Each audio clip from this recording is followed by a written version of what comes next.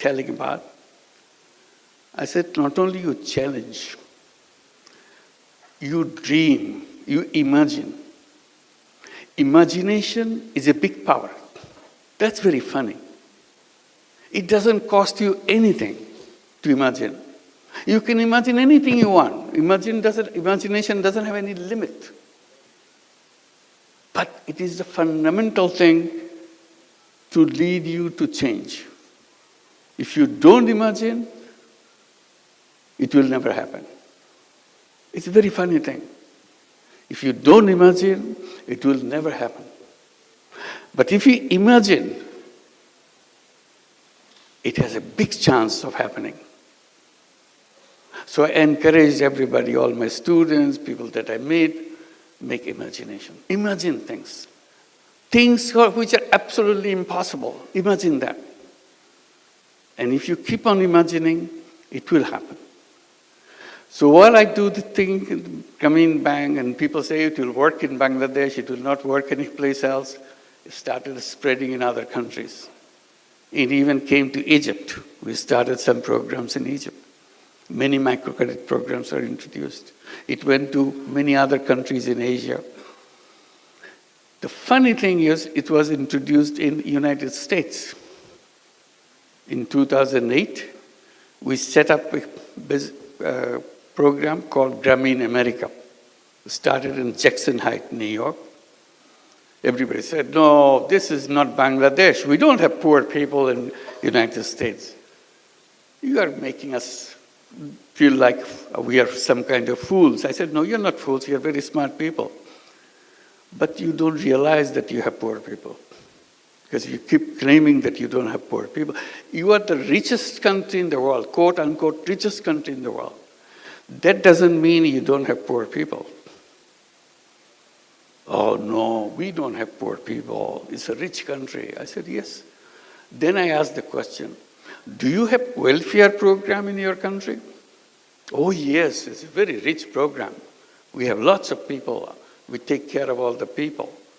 We give them monthly check every month so that they can buy their whatever their family needs are, so that they can take care of themselves, their children. A check every month, welfare check. I said, you know what? Every family, every person that you are giving a welfare check is a poor person by your own recognition, because they cannot afford to maintain their life on them by themselves. So you are giving them money from the state. They are poor, but you are claiming they are not poor. You are hiding poverty. Anyway, this debate went on, but in the meantime, Grameen America started expanding. Now it works in 35 cities in the United States. It lends out about $2 billion a year. In a couple of years' time, they will be distributing $3 billion and $4 billion. This is the path it has took. And the amazing thing, repayment rate is absolutely near 100%. Never changed. So you challenge something, and people say it cannot work. Okay, it can work in Bangladesh. Bangladesh is a funny country. Anything can go. But you will not happen in any other countries. Now it's all over the world.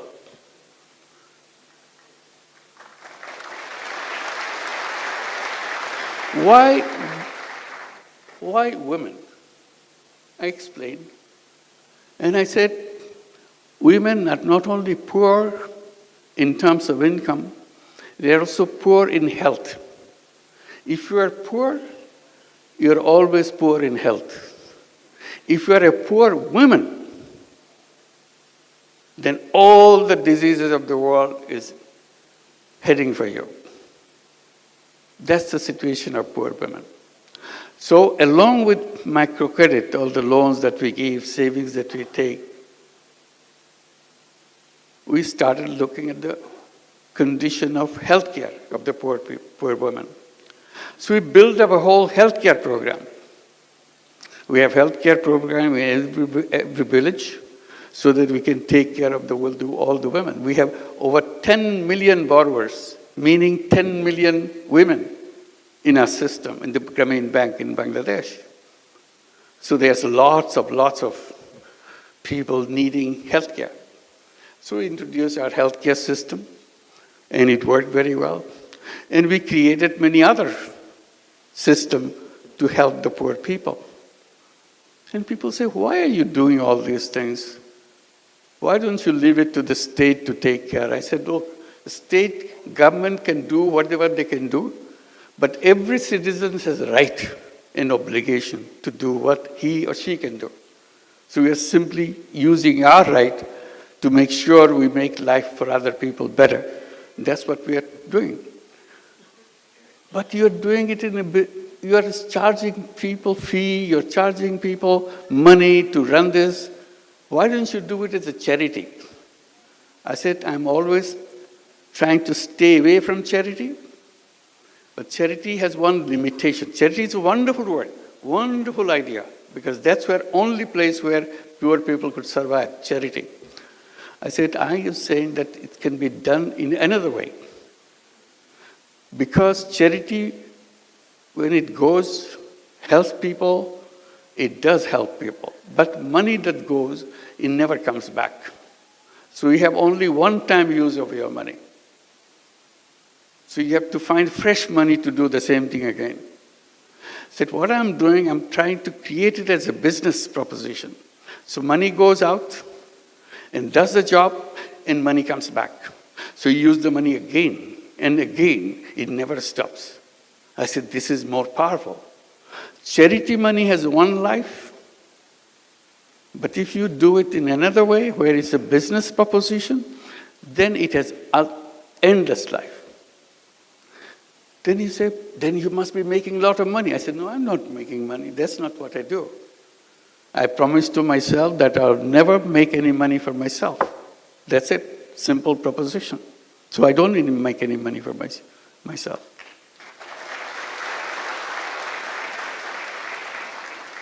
Then why are you doing like this? This is not a business then. I said, it is a business. See, we're conflicting. In our classroom, we are told, if you are in a business, you have to make money. And the best sign of a good business is to make the profit as high as possible. Profit maximization principle. See, I got stuck with this now. Profit maximization principle. I said, well, that may be the one kind of business, but there are other kinds of business. Oh, in our books, there is no other kind of business. There's only one kind of business. To profit maximizing. To maximize profit. I said, if you have only one kind of principle, then this is something missing. There should be in your textbook another kind of business. Business to solve problem of the people without making any money for yourself. Oh, we never heard of this because you never did that. I said, I'm doing it, I like it. They started a debate. Can this be a business?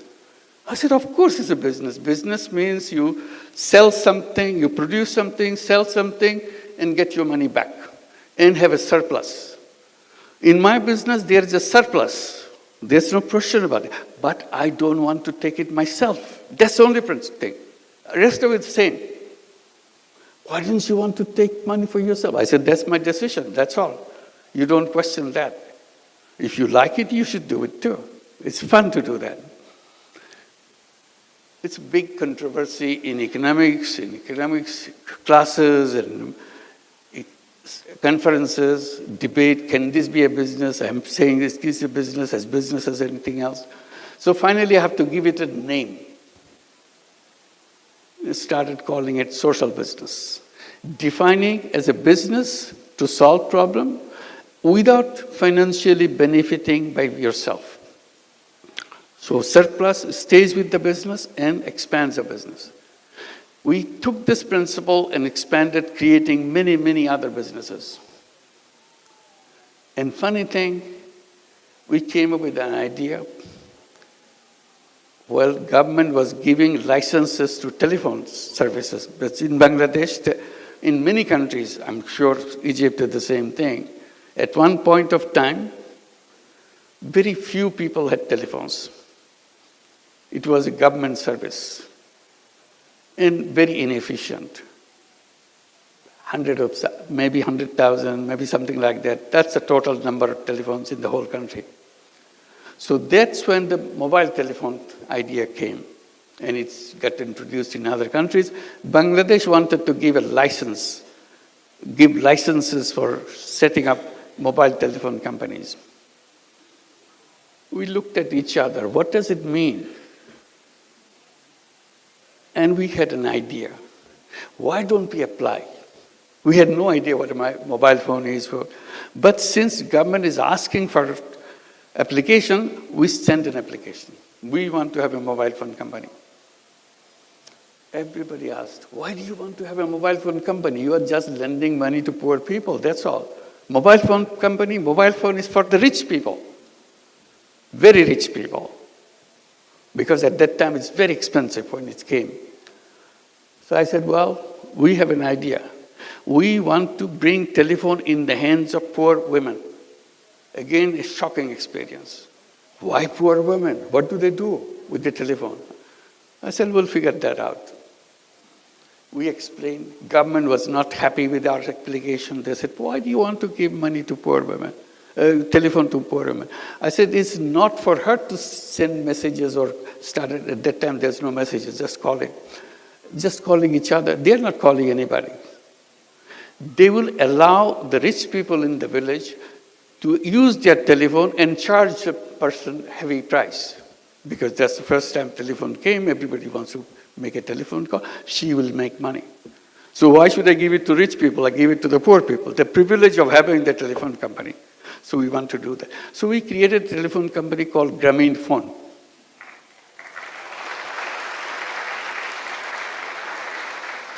Government official asked, you said your women are illiterate. I said 100%. All our women are illiterate. They cannot read, they cannot write, they cannot even write their names. They don't even know what their names are. That's the beginning. That why are you giving the telephones? Who cannot read, who cannot write? How are they going to push the buttons if somebody says, make a call for me to such and such place? I said, you underestimate poor people. If they find out pushing those numbers bring them money, they will learn it in 10 minutes. There are only 10 numbers in the whole world. So if those numbers bring money, they are smart people. The poor people are poor, but they are not dumb people. They are very smart people. That's how they survive. And literally they did that. They learned those numbers and became very successful telephone companies by themselves, just selling the telephone service in the villages. We call them telephone ladies of the village. Very soon we had 1 million telephone ladies selling services all over Bangladesh. Grameenphone became the largest telephone company in the country, still the largest company in the country.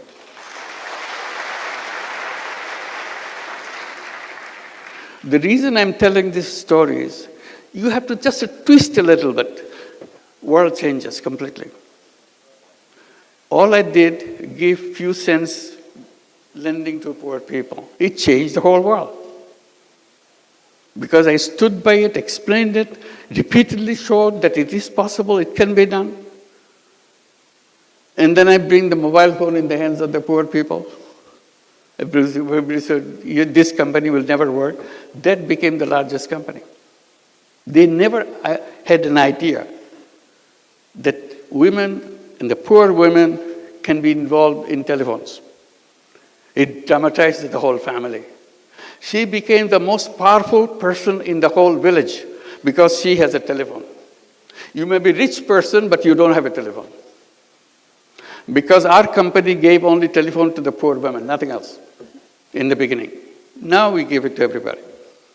So she became very, very respected person, very important person in the village. One lady was explaining to me in those days, saying that, I said, how do you know you're an important person?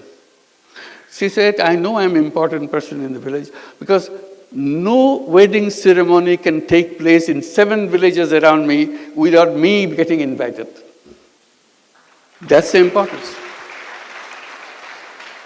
So it's powerful, it gave them power, it brought technology, their children changed. We pushed these children to go to school, we gave them scholarships. From illiterate families, they went to universities, they got their PhDs, many of them became doctors, engineers. I said, there's nothing wrong with the children of poor families. Simply, they didn't have enough finance to go through the school system. After they go to the school system, they're as good, even better. They're topping the class. So it's about perception, how you look at the world, what you want to do with the world. So now I talk about creating a new world. I call it world of 3 zeros.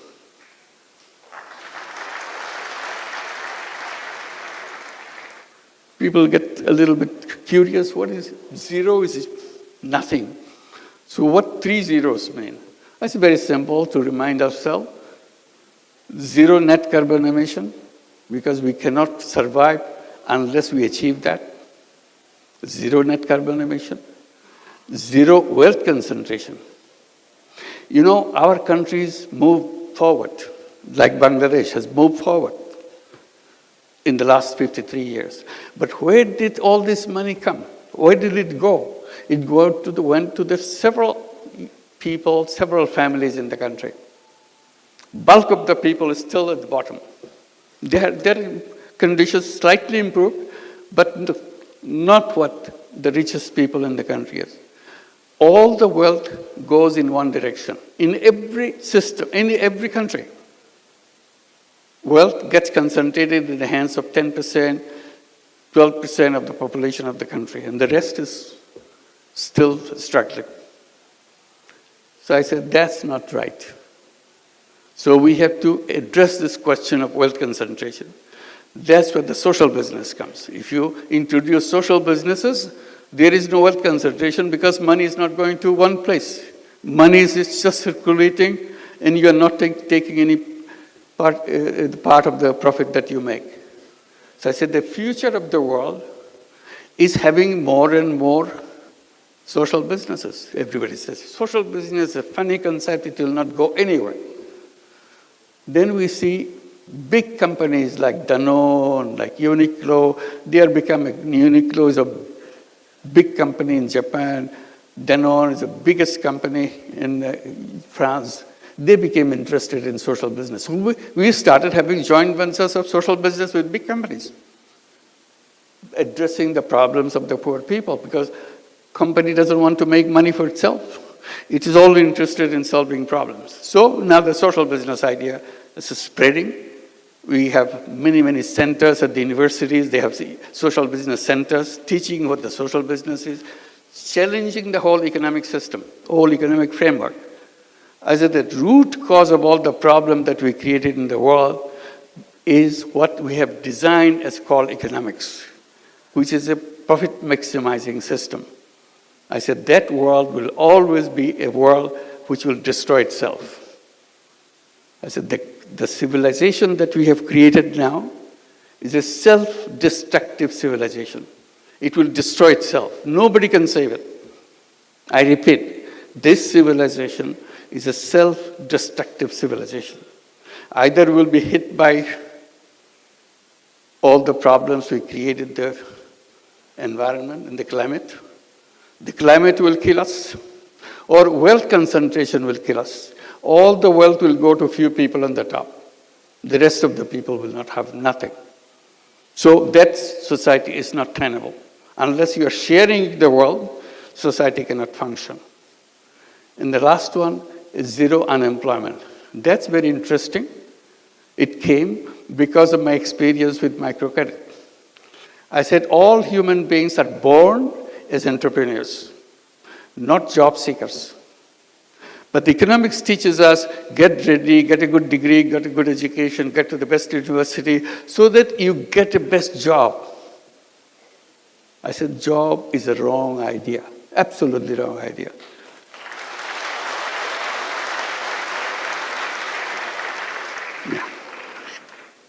We have to leave. It's a couple of minutes. I said it's a wrong idea because human being is a creative being. Essence of human being is the creativity. That's why I said, imagine. If you imagine, your creativity takes over. It makes it happen. You imagine that you want to go to the moon. When people were saying we want to go to the moon, everybody laughed at each other. Such a funny idea, human being going to the moon. You couldn't be funnier than that. But it's a dream. When you have a dream, you make it happen. And they made it happen. Now, lots of other dreams are coming up. What is your dream?